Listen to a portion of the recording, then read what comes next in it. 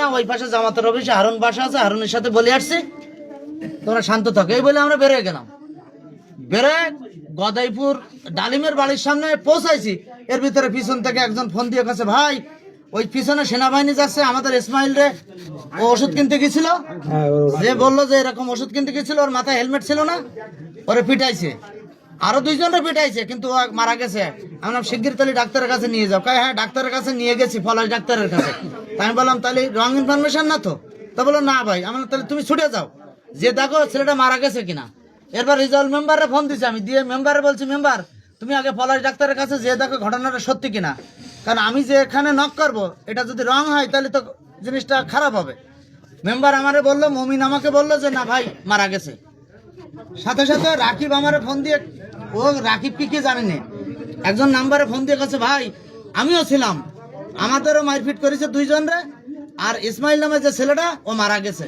তখন আমি যখন শিওর হয়েছি তখন আমি ফোন দেবো ইওনোকে, তার আগেই আমাদের রাজীব, আমাদের এই বিট অফিসার, ও কোন তো খবর পেয়ে বলছে, ভাই আপনার এলাকায় একটা ঘটনা ঘটছে, এটা সঠিক কিনা জানেন?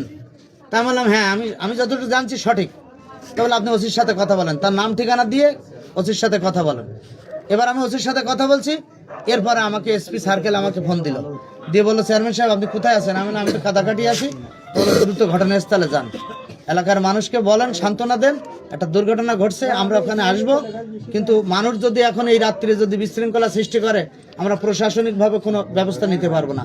তবে আপনার প্রাথমিকভাবে কাজ হবে ওখানে যে ওই সাধারণ মানুষের পাশে যে ওদেরকে বোঝানো, ইনশাল্লাহ আমরা এর আইনানুগ ব্যবস্থা নেব। সে যাই হোক, আপনি আগে দ্রুতভাবে যে লাশটাকে একটা হাসপাতালে করেন, একটা সরকারি হাসপাতালে ওখানে যে ভর্তি করা, এরপরে পুলিশি ব্যবস্থা নিয়ে পোস্টমর্টম করবে, কি আইনগত কিভাবে ব্যবস্থা নেওয়া হয়, এসপি সাহেব, ইউনো মহোদয়, ওসি সাহেব সবাই মিলে একটা ব্যবস্থা নেওয়া হবে। আপনি দ্রুত যান। আমি বললাম আমার তো আধা ঘন্টা টাইম লাগবে। এখন আমি আসছি, আমি আপনাদের চেয়ারম্যান হিসাবে না, আপনাদের মতো আমি গভীরভাবে দুঃখিত, কারণ আমি যে গাড়িতে চলছিলাম তার মাত্র 10 মিনিটের আগেই ঘটনাটা ঘটছে। আমি যদি ওখানে অবস্থান করতাম তাহলে কোনো অবস্থাতে হয়তো তারা মারপিটা করতো, কিন্তু আমি হয়তো সামনে যেয়ে দাঁড়াতাম, আমার কাজ আমি করতাম, কিন্তু ঘটনা তো ঘটে গেছে। এখন আমাদের ওকে হাসপাতালে নেওয়া উচিত, হাসপাতালে নিয়ে আইনগত ব্যবস্থা নেওয়ার জন্য যা যা করার দরকার করব। আমার পক্ষ থেকে যা যা করার দরকার আমি অলরেডি ইউনোকে, সার্কেল এসপিকে, ওসিকে, আমাদের বিট অফিসারকে, যার সাথে কথা হয়েছে আমি বলছি যে ঘটনাটা খুবই মর্মাহত। এলাকার মানুষ এই রাত্রি ক্ষোভে ফেটে পড়েছে, রাস্তাঘাট অবরুদ্ধ করেছে। বলে আপনি দ্রুত যান, যে মানুষকে সান্ত্বনা দেন। মৃত্যু যখন হয়ে গেল তখন তো আর রাজপথ আন্দোলন করে আমরাই দেখবো, সেটা যেভাবে হোক আমরা দেখবো।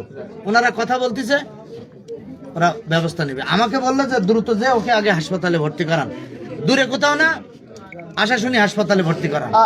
আপনাদের দাবিটা কি এখন? আমাদের দাবি এখন এই যে ঘটনা ঘটছে এর সুষ্ঠু বিচার চাই। আচ্ছা, তুমি ছিলে তো ভাইয়া? আচ্ছা, তুমি আর কে কে ছিলে, কি ঘটনা একটু বলো, সবার সামনেই বলো। আমি কে কে ছিল, তোমার নাম দিয়ে বলো, কি কে কে ছিল, কি অবস্থা? আমার নাম মোহাম্মদ রাকিব। জোরে। আমার নাম মোহাম্মদ রাকিব। আমরা সেউটি বাল্লা বাজারে যাচ্ছিলাম ওষুধ আনার জন্য। পরে ওষুধ এনে এখান থেকে ব্যাক করার পথে যখন আসতেছি আমাদের গাড়ি কম স্পিড ছিল।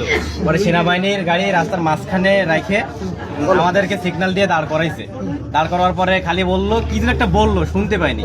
পরে খালি বললো যে নাম গাড়ির থেকে, নামে মাই শুরু করছে। পরে আমার সামনে যে বসছিল ওরে আগে মারছে, মারার পরে আমারে মারছে। মারার পরে আমরা যখন সাইডে সরে গেছি, পরে ওরে গাড়িতে নামায় যখন কথা তুই গাড়ি থেকে নাম, তারপর ওরে যখন মারছে, মারার পরে ভিতরতে 2-3 জন বলছে ওরে মেরে ফেলাও, হ্যালো এরকম আওয়াজ দিতে। দেওয়ার পরে ও যখন মারছে পিছন দিক থেকে মারছে, কিভাবে মারছে আসলে আমরা দেখতে পাইনি। ইসমাইলি যখন পিছন দিক থেকে বাড়ি মারছে, মারার পরপরই ও এরকম 1 হাত দূরে গিয়ে পড়ে গেছে ঘুট হয়ে। পড়ে যাওয়ার পরে আমরা ওই পিপি ওর সাইডে পড়ছি, পড়ার পরে ওরা উঁচু করে দিকে ওইখানেই মারা গেছে। 1 মিনিট সময় দিতে পারে। ওইখান থেকে ডক্টরের কাছে নিয়ে গেছি, ডক্টর বলছে যে উনি মারা গেছে। আর তোমরা যে দুজন ছিলে তাদের কি অবস্থা? আমার তো মাজায় পুরো ব্যথা, মানে বসতে পারতেছি না, এমন একটা অবস্থা। আচ্ছা, আমার কাছে প্রশাসন থেকে ফোন করেছিল, তাদের দাবিটা হচ্ছে তোমরা 3 জন ছিলে, তোমরা একটা কোনো জায়গার সাথে অ্যাক্সিডেন্ট করেছো, অ্যাক্সিডেন্ট করে ও ঘটনাস্থলে মারা গেছে। এই দাবিটা আসলে কতটুকু সত্য? এটা পুরা মিথ্যা কথা, এটা একটা ভুয়া নিউজ। এখন আপনারা এলাকাবাসী কি চান? এটা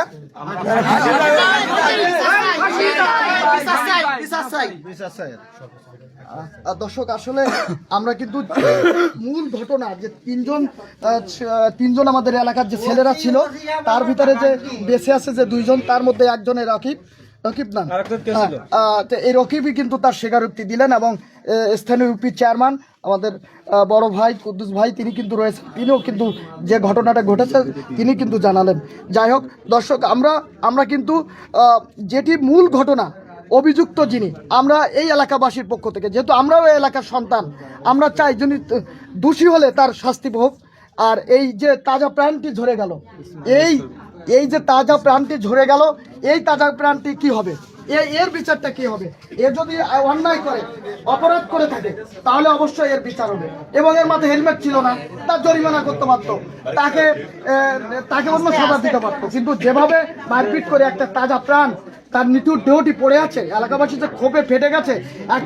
একইভাবে আগুন জ্বলছে, রোড আটকিয়ে দেওয়া হয়েছে, ঘোলা, এই যে প্রতাপনগর এবং গোয়ালডাঙ্গা যে সড়কটি, এই সড়কটি কিন্তু বর্তমানে আটকানো রয়েছে। এবং আমি দেখাচ্ছি এখানে কি হাজার হাজার মানুষ কিন্তু দাঁড়িয়ে আছে এই গভীর রাত পর্যন্ত। এবং